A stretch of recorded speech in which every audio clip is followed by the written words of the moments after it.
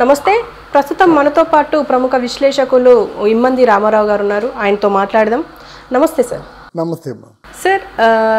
KA Paul అంటే మనందరికి తెలిసిందే, ఇంకా ఆయన గురించి మనం ప్రత్యేకంగా చెప్పుకోకర్లేదు. కానీ ఈయన పైన పంజాగుట్టలో అటు విశాఖలోను కేసు నమోదైందని చెప్పి వార్తలు వస్తున్నాయి. ఇక్కడ ఎల్బీ నగర్ టికెట్ ఇస్తానని చెప్పేసి కిరణ్ కుమార్ అనే వ్యక్తి దగ్గర 50 లక్షల వరకు తీసుకున్నారు, దానికి సంబంధించిన ప్రూఫ్లు కూడా ఉన్నాయి అని చెప్పేసి పంజాగుట్టలో కేసు నమోదైంది కేఏ పాల్ పైన. అసలు ఎలా అంటారు? What is KA Paul? KA పాల్ని పోలీస్ స్టేషన్లో పెట్టి లాఠీ విరిగిపోయినంత వరకు కొట్టాలి, అప్పుడే ఆయన బుద్ధి వస్తుంది. నిన్న నువ్వు ఎవరైతే ఎవరికి కావాలయ్యా, మొన్న నువ్వెవరైతే ఎవరికి కావాలి, ఏదో రాజకీయ అయినటువంటి ఒక చావు దెబ్బ నీకు తగిలింది, దాన్ని నువ్వు పిచ్చెక్కిపోయి అప్పుడు ఆ ప్రెసిడెంట్ నా దగ్గర ఉన్నాడు, ఈ ప్రైమ్ మినిస్టర్ నా దగ్గర ఉన్నాడు, ఆ సీఎంకి బోర్డంత డబ్బులు ఇచ్చాను, అనాథులు చాలామంది ఉన్నారు, వితంతువులు చాలామంది, ఎవరికి కావాలి మనకి? What is today? పిచ్చిపడి తిరుగుతున్నావు పార్టీ పార్టీ పార్టీ అని. నువ్వు పార్టీ అనేది నువ్వు ఎస్టాబ్లిష్ చేసావు అని అంటే ఏదో పెట్టుకున్నారు, కానీ ఆ పార్టీకి ఎవరైనా ఓటేస్తారా? కనీసం నీ పక్కన నీ డబ్బులు తీసుకొని తిరిగిన వాళ్ళైనా ఓటేస్తారా? అవి తెలుసుకోకుండా పార్టీ పెట్టడం ఏంటమ్మా, జనాల్ని మోసం చేయడం తప్ప. ఆయన కాబట్టి ఒక 50 లక్షలు ఇచ్చాడు. అంతకుముందు తిరుపతిలో 70 లక్షలు తీసుకున్నాడు. ఆయన మీద ఇటువంటి మోసపూరితమైనటువంటి కేసు అఫీషియల్గా కేసులు వస్తున్నప్పుడు అసలు ఎలక్షన్ కమిషన్ అయినా సరే ఈ పార్టీని రద్దు చేయాలి. లేదురా బాబు, దీని పేరుతో డబ్బులు దండుకుంటున్నావు, అనర్హుడు అని చెప్పేసి. ప్రజా జీవితంలో 50 లక్షలు అంటే ఎంత కష్టం అమ్మా. ఇప్పుడు వాడంతా అమాయకుడు, వాడంతా మూర్ఖుడు.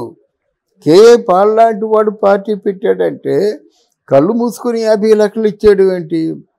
ఇంకా జనంలో ఇంకా కూడా ఒక చైతన్యం కానీ ఏమి రాలేదనమాట. కేఏ పాల్ ఏమిటి, వాడు హోటల్లో ఉండి హోటల్ బిల్లు ఎగ్గొట్టేసి అమెరికాలో ఎవడడుకో ఫోన్ చేసుకుని అడుక్కొని తీసుకు బిల్లు కడతాడనమాట. తర్వాత ఏవో వానికి ఉన్నటువంటి లోపాలు ఉన్నాయి, లోపాల గురించి మనం మాట్లాడద్దు. ఆయన మానసిక స్థితి బాగలేనప్పుడు ఉన్నదాంతో సరిపెట్టుకొని విశాఖపట్నంలోనో చిట్టి వలస అనేది వాళ్ళ సొంత ఊరు మాట.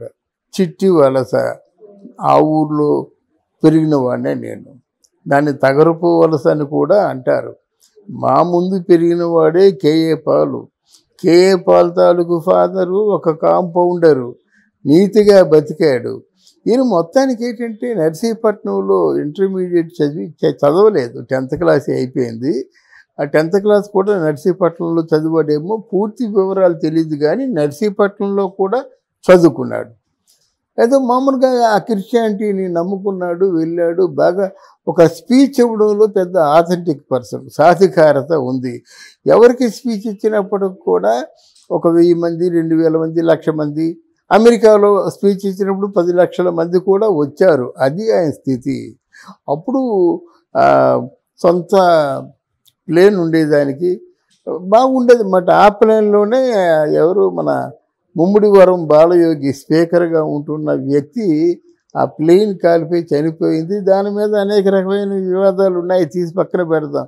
సో మొత్తానికి ఏంటంటే అక్కడ భోగాపురంలో 1000 ఎకరాలు ఉంది కేఏ పాల్కి, ఇక్కడ మెదకులో 1000 ఎకరాలు ఉంది.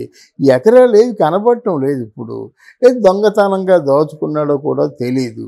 ఇటువంటి సమయంలో అక్కడ లాస్ట్ టైం ఎన్నికల్లో నరసాపురంలో నామినేషన్ పత్రం ఎలా నింపాలో తెలియక ఆ చల్లని నామినేషన్ పత్రం రాసుకున్నవాడు ఎలా పనికొస్తాడు? తన నామినేషన్ పత్రం తన సంతకం సరిగ్గా పెట్టాలి కదా. బయటకు ఎంత పని అయిపోయింది, నామినేషన్ పత్రం కరెక్ట్గా నింపలేదన్నాడు.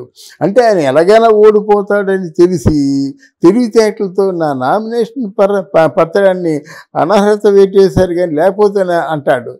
మరి అందువల్ల ఎందుకని సేఫ్టీగా చేసుకున్నాడు, నిజంగా ఆ ఆదుర్తాలో మర్చిపోయాడు, అది వేరే విషయం.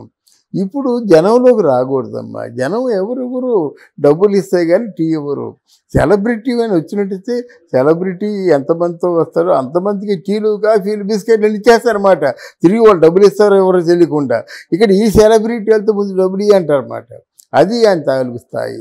ఈ స్థాయి మనిషిని పార్టీ అధ్యక్షుడిగా అనుకోవడం కానీ పొరపాటు. ఇప్పటికైనా ప్రజలు తెలుసుకోవాలి. ఈ డబ్బులు వస్తాయా? పోలీస్ స్టేషన్లో కేసు వేశారు. ఇప్పుడు నేను చాలా కష్టాలు ఉన్నాయి, ఐ డూ అడ్మిట్, నేను తీసుకున్నాను, తీరుస్తాను. దానికి నెలకి ఎంతో 5,000 10,000 తీరుస్తా, ఎప్పటికైతే అప్పుడు అవుతాయి. ఇల్లుకి ఇవ్వడం లేదా 20 సంవత్సరాలకి మీరు అప్పులు అనేది అడ్డగోలుగా వాదిస్తాడు, అయిపోతుంది. కానీ నష్టపోయిన మాట ఏమిటంటే మనం ఆలోచించాలి. ఇప్పుడు ఆయన ఎలాగ తప్పించుకుంటాడు, మాయలాడు, ఎలాగైనా మాయలు చేయగలడు, ఎన్ని మాయలైనా మాయలు చేయగలడు. కానీ మోసపోయినోడు బాధ ఏమిటి? ఇలా అంతకుముందు తిరుపతిలో వాడు చాలా కన్నీరు మున్నీరుగా ఏడ్చాడు. ఆయన 70 లక్షలు తీసుకున్నాడు. 70 లేదన్నాడు ముందు, ఆధారాలు చూపించలేకపోయాడు. ఇక్కడ విశాఖపట్నంలో కానీ పంజగుట్టలో కానీ ఆధారాలు చూపించకపోతే వాళ్ళు కేసు వేయరు కదమ్మా. అలాగే తర్వాత కొంతమందికి ఎంత ఈయన దాన్ని ఏమంటామంటే అమాయకుడో దరిద్రుడో తెలియదు, కానీ ఒకరిని మర్డర్ చేయమని చెప్పేసి, వాళ్ళ తమ్ముడిని మర్డర్ చేయమని చెప్పేసి 50,000 ఇదంతా వదంతి మాత్రమే. రెండోసారి చెప్తున్నాను. ఎవరినో చేయమని చెప్పి 50 లక్షలకు ఒప్పుకున్నాడు సుపారి. ఆ పని అయిపోయింది. వాడు 20 లక్షల కోసం గొడవ పెడుతున్నాడు. గొడవ పెడుతుంటే 20 లక్షలు అదిగో ఇదిగో అంటున్నాడు. వాడు వెళ్ళిపోయి పోలీస్ కేసు పెట్టేశాడన్నమాట.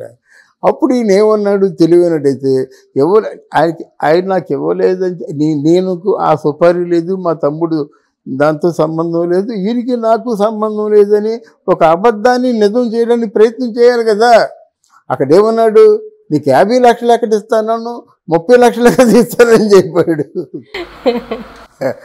అంటే నీకు 50 లక్షలు ఇస్తానన్నా, 30 లక్షలు కదా, నువ్వు అందులో నీకు రిస్కే ఉంది, నాకు రిస్క్ ఉంది, కానీ అనేసరి పట్టుకున్నారు పోలీసు. అంటే నువ్వు ఎలా చేసావంటే లేదని, పాపం మానసికంగా నా మనసు బాగలేదు, నేను పిచ్చివాడిని అయిపోయాను అని, అప్పుడు ఏం చేశానో నాకు తెలియదని మొత్తానికి క్రిస్టియానిటీ అంతా కాలంలో పడినట్టితే వాళ్ళు తీశారు. ఆ పిచ్చితనాన్ని నిరూపించుకోవడం కోసం పిచ్చితనంగా మాట్లాడడం, నవ్వుతూ మాట్లాడడం, పిచ్చితనంగా పాటలు పాడడం, 24 గంటలు అమెరికా, లండన్, జపాన్ ఎన్ని మాటలు మాట్లాడడం. అంటే అక్కడ పిచ్చివాడిని అని చెప్పి సర్టిఫికేట్ పెట్టుకున్నాడు కదా, దాన్ని నిజం చేసుకోవడం కోసం పిచ్చితనంగా మాట్లాడడం అలవాటు చేసుకున్నాడు. ఆ అలవాటు ఈరోజు ఆయన కొంపలు ముంచింది. అది విషయం. అందువల్ల కేపాల్ గురించి మనం మాట్లాడుకోకదా. అంటే ఇప్పుడు ఈరోజు ఆయన స్థితి బాగలేదు. Keep quiet, that's all. ఇంగ్లీష్లో సామెత ఉందమ్మా, something is better than nothing, but nothing is better than nonsense. ఈ నాన్ సెన్స్ మాట్లాడడం తప్పించుకుంటే కేపాల్ బాగుపడతాడు, లేకపోతే ఇలాగే ఎవరెవరు పట్టుకుపోతారు. అలాగే తర్వాత కొంతమందికి ఎంత ఈయన దాన్ని ఏమంటామంటే అమాయకుడో దరిద్రుడో తెలియదు, కానీ ఒకరిని మర్డర్ చేయమని చెప్పేసి, వాళ్ళ తమ్ముడిని మర్డర్ చేయమని చెప్పేసి 50,000 ఇదంతా వదంతి మాత్రమే. రెండోసారి చెప్తున్నాను. ఎవరినో చేయమని చెప్పి 50 లక్షలకు ఒప్పుకున్నాడు సుపారి. ఆ పని అయిపోయింది. వాడు 20 లక్షల కోసం గొడవ పెడుతున్నాడు. గొడవ పెడుతుంటే 20 లక్షలు అదిగో ఇదిగో అంటున్నాడు. వాడు వెళ్ళిపోయి పోలీస్ కేసు పెట్టేశాడన్నమాట. అప్పుడు ఈయన ఏమన్నాడు తెలివైనట్టయితే, ఆయన నాకు ఇవ్వలేదని, నేను ఆ సుపారీ లేదు, మా తమ్ముడు దాంతో సంబంధం లేదు, వీరికి నాకు సంబంధం లేదని ఒక అబద్ధాన్ని నిజం చేయడానికి ప్రయత్నం చేయాలి కదా. అక్కడేమన్నాడు, నీకు 50 లక్షలు ఎక్కడ ఇస్తాను, 30 లక్షలు ఎక్కడ ఇస్తానని చెప్పాడు. అంటే నీకు 50 లక్షలు ఇస్తానన్నా, 30 లక్షలు కదా, నువ్వు అందులో నీకు రిస్కే ఉంది, నాకు రిస్క్ ఉంది, కానీ అనేసరి పట్టుకున్నారు పోలీసు. అంటే నువ్వు ఎలా చేసావంటే లేదని, పాపం మానసికంగా నా మనసు బాగలేదు, నేను పిచ్చివాడిని అయిపోయాను అని, అప్పుడు ఏం చేశానో నాకు తెలియదని మొత్తానికి క్రిస్టియానిటీ అంతా కాలంలో పడినట్టితే వాళ్ళు తీశారు. 24 గంటలు అమెరికా, లండన్, జపాన్ ఎన్ని మాటలు మాట్లాడడం. అంటే అక్కడ పిచ్చివాడిని అని చెప్పి సర్టిఫికేట్ పెట్టుకున్నాడు కదా, దాన్ని నిజం చేసుకోవడం కోసం పిచ్చితనంగా మాట్లాడడం అలవాటు చేసుకున్నాడు. ఆ అలవాటు ఈరోజు ఆయన కొంపలు ముంచింది. అది విషయం. అందువల్ల కేపాల్ గురించి మనం మాట్లాడుకోకదా. అంటే ఇప్పుడు ఈరోజు ఆయన స్థితి బాగలేదు. Keep quiet, that's all. ఇంగ్లీష్లో సామెత ఉందమ్మా, something is better than nothing, something is better than nothing, but nothing is better than nonsense. ఈ నాన్ సెన్స్ మాట్లాడడం తప్పించుకుంటే కేఏ పాల్ బాగుపడతాడు, లేకపోతే ఇలాగే ఎవరెవరు పట్టుకుపోతారు. Okay sir. థ్యాంక్ యూ అమ్మా.